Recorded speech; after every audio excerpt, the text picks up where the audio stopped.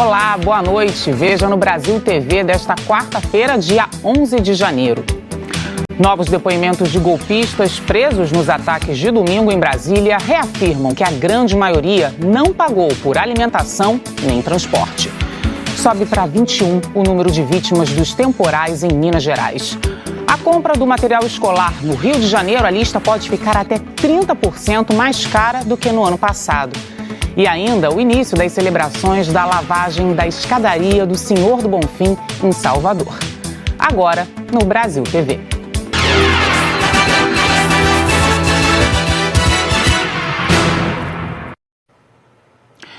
Novos depoimentos de golpistas presos nos ataques de domingo em Brasília reafirmam que a grande maioria não pagou por alimentação nem transporte. 3 dias depois dos atos de vandalismo na capital federal, passa de 1.000 o número de pessoas que chegaram a ser presas pela invasão e destruição do Congresso, do Palácio do Planalto e do Supremo Tribunal Federal. A TV Globo teve acesso com exclusividade a 70 depoimentos de presos em flagrante por tentativa de golpe de Estado. O crime está previsto no Código Penal. Tentar depor por meio de violência ou grave ameaça o governo legitimamente constituído. A pena prevista é de reclusão de 4 a 12 anos. Dos depoimentos aos quais a TV Globo teve acesso, apenas um era de uma moradora de Brasília. Todos os outros são de pessoas que vieram para a capital na véspera ou no próprio domingo, quando as sedes dos 3 poderes da República foram invadidas e depredadas. Quase todos afirmaram que não pagaram passagem, mas disseram não saber quem financiou a viagem. E quase todos afirmaram que passaram pelo acampamento em frente ao quartel-general do Exército, onde tinham alimentação de graça. 2 invasores do Palácio do Planalto contaram à polícia que receberam ajuda dentro do prédio para evitar a prisão deles. André Luiz Barreto Rocha, morador da Bahia, disse no depoimento que outra pessoa que parecia ser funcionário do palácio orientou os manifestantes que se levantassem e indicou uma saída, mas que quando se levantou, a tropa de choque já estava lá dentro jogando bombas de gás e dando voz de prisão aos presentes. Essas imagens feitas na hora da invasão ao Planalto mostram militares conversando com terroristas. Um deles cumprimenta um invasor. Até agora, 1.028 pessoas foram transferidas para presídios. São vândalos presos em flagrante na invasão de domingo e também pessoas que estavam depois no quartel-general do Exército. E 599 detidos foram liberados por questões humanitárias. Em entrevista à imprensa, o diretor administrativo da Polícia Federal, Rodrigo Teixeira, reforçou hoje que mesmo os que foram liberados foram identificados pela polícia, tiveram os registros digitais colhidos e que, se voltarem a participar de movimentos antidemocráticos, serão facilmente localizados e presos. Eles não foram simplesmente liberados. Isso é bom que a imprensa nos ajude a esclarecer. Todos foram ouvidos, foram identificados na polícia pelo nosso sistema de identificação, que nós temos na nossa área de identificação. Então, todos são identificados. Se novamente em alguma manifestação elas forem identificadas, por vídeo, porque nós temos a nossa perícia digital, aí elas vão responder processo sim e serão, muito provável que serão presas. Então, assim, esse monitorado em alguma manifestação travestida de movimento criminoso, e se elas estiverem lá, elas serão presas.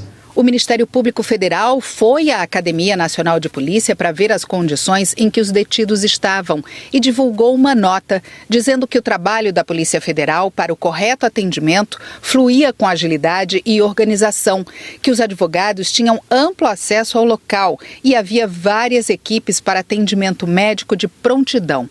Os procuradores disseram também que conversaram com os responsáveis pelos atendimentos, que disseram que não houve qualquer óbito no local e as pessoas que precisaram de atendimento médico eram de pouca gravidade. Todos os detidos têm alimentação regular, café da manhã, almoço, lanche e jantar. Por determinação da Justiça, o sistema penitenciário do Distrito Federal passou a divulgar os nomes das pessoas encaminhadas para os presídios, para facilitar a comunicação dos presos com a família e os advogados. A expectativa é que até o fim desta semana, todos os presos passem por audiência de custódia para analisar a situação de cada um. Os pedidos de liberdade vão ser enviados para o ministro Alexandre de Moraes, do Supremo Tribunal Federal, que é o relator do inquérito. E hoje a esplanada dos ministérios foi liberada, mas fechou novamente em pouco tempo. Pela manhã, militares reforçaram as grades de segurança do local. O Gabriel Tipaldo tem as informações. A Força Nacional continua na esplanada dos ministérios. Com o apoio da Polícia Militar, as equipes reforçaram a segurança com grades em volta da Praça dos Três Poderes e do Congresso Nacional. Hoje de manhã, o trânsito tinha sido liberado para a livre circulação de veículos, sem barreiras, mas pouco tempo depois foi fechado novamente. As vias S1 e N1 foram fechadas da altura da rodoviária até o acesso à via L4. Somente as vias S2 e N2 estão abertas para os veículos. A esplanada dos ministérios estava fechada desde a última segunda-feira após os atos terroristas praticados por bolsonaristas radicais, que depredaram os prédios do Congresso, Planalto e STF. Segundo o Supremo Tribunal Federal, hoje o expediente está normal. Parte dos servidores que trabalham no prédio foram realocados nos anexos e os outros estão em trabalho remoto temporariamente. No Planalto, o trabalho não foi suspenso hoje. Já no Senado, os trabalhos retomaram ontem, só que com restrições à visitação pública. A Câmara dos Deputados também está com o expediente normal. O ministro do Supremo Tribunal Federal, Alexandre de Moraes, determinou que as autoridades públicas de todo o país impeçam qualquer tentativa de bloqueio do trânsito e ocupação de prédios públicos. A determinação de Moraes atendeu a um pedido da Advocacia Geral da União por ações, depois de identificar uma nova possibilidade de protestos golpistas. Na decisão de Moraes, o ministro prevê multa de R$20 mil para pessoas físicas e R$100 mil para pessoas jurídicas que descumprirem as medidas. A cobertura completa das investigações sobre os atos terroristas daqui a pouco no Jornal Nacional. Móveis de grande valor histórico que ficam nos locais por onde passaram os vândalos na Câmara dos Deputados no último domingo se livraram da destruição. E você vai entender por quê na reportagem do Rodrigo Serpa. Além de confortáveis, elas são também uma obra de arte. Feitas de couro e madeira laqueada, as poltronas têm as curvas que também marcam os prédios modernistas de Brasília. Reconheceu o traço? É dele mesmo, Oscar Niemeyer, que projetou os móveis com a filha e designer Ana Niemeyer. Essas poltronas foram idealizadas na década de 1970, especialmente para o prédio do Congresso Nacional. E ficavam assim, espalhadas pelos corredores e pelos salões, integradas à arquitetura e servindo a quem visita e trabalha no prédio que representa a Casa do Povo, depredada por golpistas no domingo. Mas, digamos, uma obra do acaso acabou preservando peças históricas projetadas por Ana e Oscar Niemeyer. É que, segundo os servidores da Câmara dos Deputados, os móveis foram recolhidos no final do mês passado para abrir espaço durante a posse do presidente Lula no dia 1º. As poltronas ficaram guardadas no almoxarifado da Câmara e acabaram se livrando do ataque que deixou um rastro de destruição. Elas estão prontas para serem reintegradas ao seu lugar de origem. Segundo a Câmara dos Deputados, são ao menos 15 poltronas projetadas por Niemeyer que ficaram preservadas neste galpão. Outros móveis importantes do patrimônio público da Câmara também ficaram a salvo. Cotações informais indicam que uma peça original dessa pode custar cerca de R$150 mil. E vai ganhando ainda mais valor monetário com o passar do tempo. Só que tem também um valor histórico, que segundo este arquiteto que já trabalhou na Câmara, é incalculável. Niemeyer projetou móveis especificamente para aquele lugar. Ele não projetava móveis, ele projetou as poltronas, as cadeiras para aquele lugar. E esses móveis são únicos. É muito difícil restaurar esses móveis. A empresa que fabricou isso já não existe mais. Então eles têm um valor enorme, não tem um valor só financeiro, ele tem um valor simbólico. Em breve, essa outra face da obra de Niemeyer estará de volta à Câmara dos Deputados revitalizada, para ajudar a preservar a nossa história e a nossa memória. Apesar dos móveis salvos, a avaliação preliminar na Câmara dos Deputados é que o prejuízo da depredação já supera os R$3 milhões. Agora a gente tem uma imagem impressionante. Um carro ficou pendurado na frente de um prédio em Belo Horizonte. Ele foi parar lá depois de uma batida. A Flávia Ayer conta pra gente. Vou mostrar para vocês aqui, olha, o estado do portão do prédio em que esse carro bateu, para vocês terem a ideia do impacto. O que aconteceu? Esse acidente aconteceu na noite de ontem, por volta de 9h30, na interseção, no cruzamento entre a rua Nova Era, que fica no Mangabeiras, e a Avenida Bandeirantes, no Sion, bem na divisão entre os dois bairros. O que aconteceu? A gente tem até as imagens das câmeras de segurança aqui dos prédios que ajudam a gente a entender. Um carro Corolla, ele estava tentando atravessar, fazer a conversão da Avenida Bandeirantes no sentido Praça Alasca, quando se deparou com dois carros que vinham na Bandeirantes, no sentido Praça da Bandeira. Um desses carros conseguiu se livrar do acidente, mas o outro, que foi esse carro branco, né, que bateu aqui no portão, não conseguiu parar. Os dois veículos acabaram se chocando, o veículo branco perdeu a direção e ficou aqui pendurado, bem aqui nesse vão desse prédio. Ainda bem, ninguém se feriu, foi um susto danado, né? Os moradores relatam, né, do barulho que escutaram. Tem um quartinho ali do prédio que felizmente não tinha ninguém ali, né? A grade também está destruída e o carro ficou praticamente na vertical. O motorista, que é o Eduardo Jorge dos Santos, ele teve ferimentos nas mãos, foi para o hospital, voltou enfaixado e hoje de manhã a gente encontrou ele aqui fazendo todo esse trabalho para a retirada do carro que permanecia por aqui mais de 12 horas depois desse acidente. Foi encontrado o corpo do homem que estava desaparecido em Minas Gerais. Já são 21 mortes causadas pelas chuvas no estado desde setembro do ano passado. 7 mortes foram registradas só neste mês.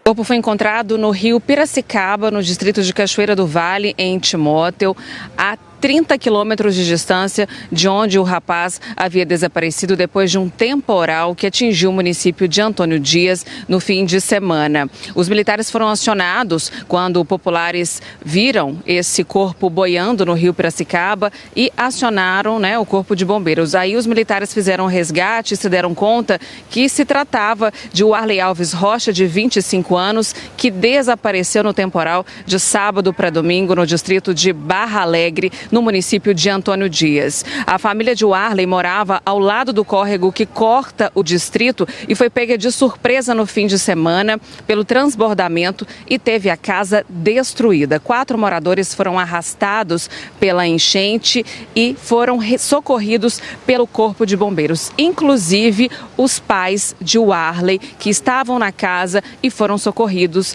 pelos militares. A força da água e da lama do temporal que atingiu o distrito destruiu casas e deixou 3 parcialmente destruídas. 5 foram totalmente destruídas. Segundo a Defesa Civil Municipal, outros imóveis correm o risco de desabar a qualquer momento. 50 casas foram inundadas pelo temporal. O Ribeirão Oncinha transbordou e atingiu toda a parte baixa da comunidade. Choveu 170 milímetros de sábado para domingo. 37 pessoas estão abrigadas em uma escola municipal do distrito por tempo indeterminado. O município de Antônio Dias já havia decretado situação de emergência após o Natal, depois que 4 casas foram destruídas, depois de deslizamentos de terra na Vila Carvalho, em Antônio Dias. 4 pessoas morreram no incidente. Um menino de 12 anos, Luan Gonçalves, ficou desaparecido e foi encontrado 5 dias depois na barragem de Sá Carvalho. Então, mais uma vez, o município de Antônio Dias sofre com o desaparecimento de um morador da cidade. No caso de ontem, foi encontrado no início da noite em Timóteo, a 30 quilômetros de Antônio Dias, onde havia desaparecido. E com esse jovem de 25 anos, que o corpo foi encontrado ontem, subiu para 21 o número de mortes no estado de Minas Gerais por causa dos transtornos causados pelas chuvas. Em Santa Catarina, uma espuma branca cobriu um trecho de uma rodovia estadual. Oi, pessoal, tudo bem? A suspeita inicial é que se trata de detergente industrial, que teria sido derramado por um caminhão que passou ali pela rodovia. Com a chuva da tarde de ontem, o produto acabou se espalhando por toda a pista. Nas imagens dá para ter a dimensão da profundidade da camada de espuma que se formou, principalmente quando os caminhões passam. Apesar do risco, nenhum acidente grave foi registrado. E a partir de agora, novas análises serão feitas para saber se se trata mesmo desse material de limpeza. Hoje pela manhã a situação já era bem diferente na SC 418. Poucos vestígios da espuma foram encontrados às margens da pista. A partir de agora, as autoridades de saúde querem saber também se o produto chegou a atingir alguns mananciais de rios da região. Walter Quevedo para o Brasil TV. O caminhão que derramou o produto na estrada foi identificado, assim como a empresa responsável pela carga. A substância que aparece na nota fiscal de transporte é usada na fabricação de produtos de limpeza e higiene pessoal e que não é tóxica. As análises de laboratório vão dizer se a composição da espuma confere com a da nota fiscal. A Prefeitura de São Bento do Sul não informou se o transportador pode ser multado pelo derramamento do produto químico. A polícia de São Paulo procura parte de uma quadrilha que roubou vans do galpão de uma empresa de comércio online. Nessa madrugada, o roubo foi em Barueri, na região metropolitana, e 3 pessoas foram presas em flagrante na zona leste da capital. As câmeras do circuito de monitoramento da cidade de Barueri, na região metropolitana, registraram tudo. Dá para ver o momento em que alguns criminosos entram no centro de distribuição de uma grande empresa de comércio online. Lá dentro, 2 seguranças foram rendidos. Depois, dá para ver as vans saindo sentido zona leste da capital. Aqui na Avenida Hagé Bischoff, a Polícia Militar desconfiou do comboio de 6 vans. Inicialmente, eles acharam que elas pudessem estar sentido a algum centro de distribuição. Mas quando perceberam alguns sinais de batida, como, por exemplo, amassados e arranhados, fizeram a abordagem que teve perseguição e só acabou em Cidade Tiradentes. Moradores registraram o momento que uma das vans passa em alta velocidade. Logo depois, a polícia rendeu os suspeitos. Pelo menos 10 viaturas da PM foram chamadas para essa ocorrência. Os bandidos confessaram que estavam indo para um desmanche. Todas as 6 vans roubadas, que estavam vazias, foram recuperadas e levadas para a delegacia de São Mateus. 3 suspeitos foram presos. O orçamento da grande maioria das casas fica apertado no início do ano. É boleto que não acaba mais, né? Para quem tem filho na escola, ainda precisa pensar no material. No Rio de Janeiro, esse ano, a lista pode ficar 30% mais cara. Eu peguei lápis, já coloquei caderno, coloquei fichário, coloquei tudo que realmente importa. Lista nas mãos e calculadora também. O ano novo começa e já vem acompanhado da tentativa de driblar a alta dos preços do material escolar. Eu sempre venho no Mercadão de Madureira, que é o local onde tem as coisas mais barato, e eu procuro vir na mesma loja há anos, porque aqui eu já encontro os descontos e aí fica bem mais fácil. O malabarismo não é para menos. Um levantamento da Associação de Fabricantes e Importadores de Artigos Escolares diz que o preço do material escolar em 2023 pode aumentar entre 15% e 30%. Ano novo, preocupação antiga. Cada ano fica mais caro as coisas, né? Então, todo ano é essa peleja de procurar para ver onde está mais barato. E a lista de materiais costuma ser grande. Para ajudar os pais, o Procon lançou uma cartilha sobre os direitos do consumidor em relação aos contratos de ensino. O guia traz esclarecimentos que vão da lista de materiais à matrícula. O objetivo da cartilha é esclarecer as principais dúvidas, elaborar as principais regras para esse momento, o que pode e o que não pode, os principais direitos dos consumidores. Os materiais solicitados na lista, eles têm que ter relação com o plano pedagógico daquela instituição. As escolas não podem, por exemplo, pedir materiais de uso coletivo, como produtos de higiene e limpeza na lista do aluno. Tintas para a impressora da escola também estão proibidas. Exigir marca de material escolar, nem pensar. O responsável tem o direito de escolher a que preferir, ou a que melhor couber no orçamento. O colégio também não pode impor que o material seja comprado na própria escola, com exceção das apostilas e de materiais próprios. O Procon do Rio também fez um levantamento identificando as variações de preços dos principais materiais escolares. Um produto de mesmo modelo, mas de outra marca, por exemplo, faz muita diferença no bolso. Esse caderno de uma matéria custa R$ 9,25. É só andar um pouquinho pela prateleira para ver outro caderno, também de uma matéria, por outro preço, R$ 40,75. Primeiro no mais barato. Aí, depois a gente compra o mais caro. Drible nos preços e nos filhos. Cada responsável tem uma tática diferente para conseguir levar o que precisa sem estresse. E o que você mais gostou até agora? As agendas ali achei muito bonitas. Mas estão caras? Estão. Será que vai levar a mãe? Hoje não. Na volta a gente compra. A seguir, tatuagem que ajuda a salvar vidas. Você vai conhecer um espaço na maior feira de artesanato do país, em Olinda, que surpreendeu com uma missão criativa e especial.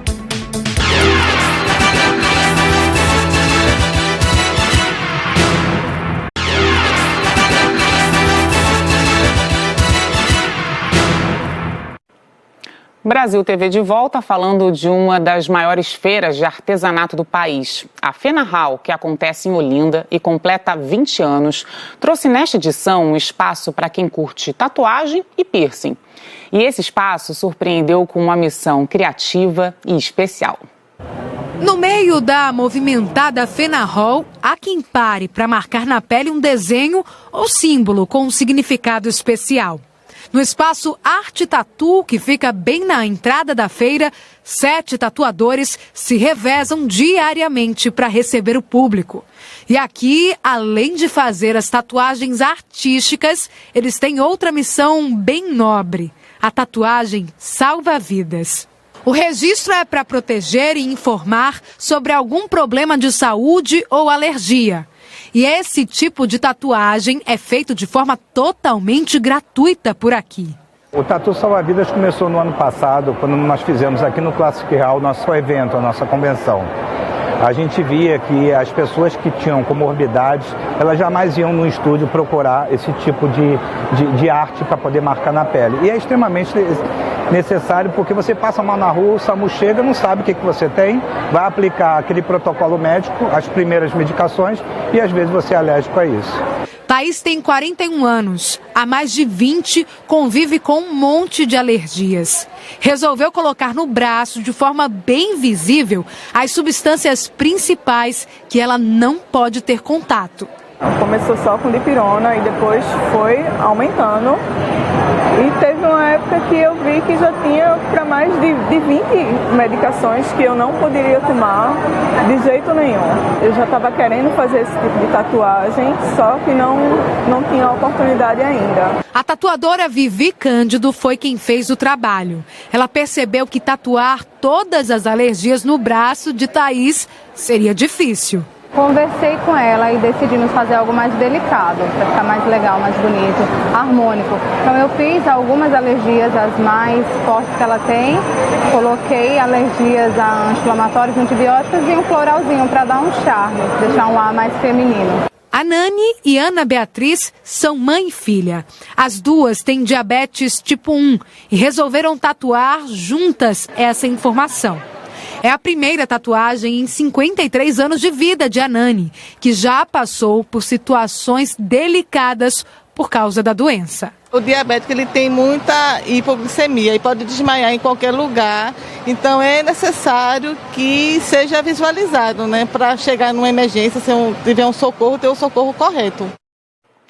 Começaram hoje as homenagens ao Senhor do Bonfim, na Bahia. O ponto alto da celebração acontece amanhã, com a lavagem das escadarias da Basílica, em Salvador. Hoje o dia foi marcado pela procissão marítima. A Camila Marinho tem as informações. Dia bastante movimentado aqui em Salvador, aqui na Basílica de Nosso Senhor do Bonfim. Ponto alto das celebrações é amanhã com a lavagem das escadarias, mas hoje o movimento já foi muito grande, de gente que veio acompanhar as missas e também prestar as homenagens, já que amanhã a igreja estará fechada por causa das festas. Essa é uma devoção que chegou ao Brasil com os portugueses e completa 278 anos de história. São mais de 2 milhões de pessoas que devem participar das missas e da procissão amanhã. Hoje cedo, a imagem peregrina do Senhor do Bonfim foi levada até a Igreja da Conceição da Praia, no bairro do Comércio, onde é iniciado o cortejo. Dia marcado também pela procissão marítima. E amanhã a programação começa cedo com uma alvorada de fogos na Igreja da Conceição da Praia. Em seguida, a caminhada de cerca de 8 quilômetros até aqui, a Colina Sagrada, com ponto de chegada bem aqui nas escadarias para o ritual, para a tradição da lavagem pelas baianas. Camila Marinho de Salvador, para o Brasil TV.